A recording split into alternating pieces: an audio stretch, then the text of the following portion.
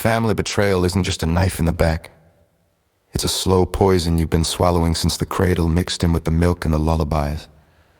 These people aren't strangers. They're the ones who share your bone structure, your old wounds, the same cracked mirror you stared into as a kid. They know exactly where the pressure points are because they helped put them there.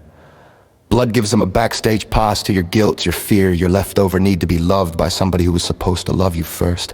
You help them because something deep down still believes the lie. That if you give enough, fix enough, forgive enough, the original rejection will finally turn into approval.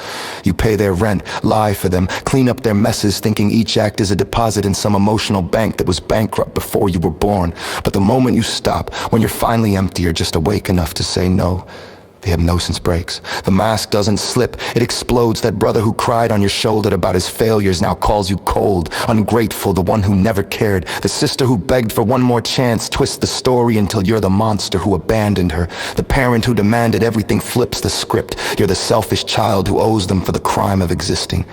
They don't just betray you, they rewrite the past so the betrayal was always your fault. Suddenly you're the abuser, the thief, the black sheep who deserves exile. They spread the poison through the family vines, phone calls, holidays, whispered asides until the whole tribe turns, nodding along like they've always known you were rotten.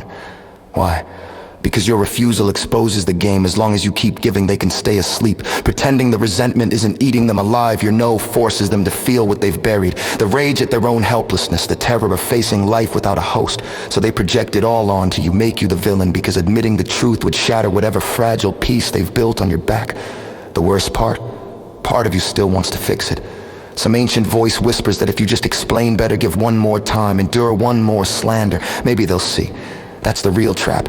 The emotional umbilical cord they never let you cut. Cut it anyway. Walk away without justifying, without the dramatic speech. Their anger isn't about what you did, it's about what they are. You stop in the flow doesn't make you cruel, it makes you free. Let them rage in the void you left. Their poison only works if you keep drinking it.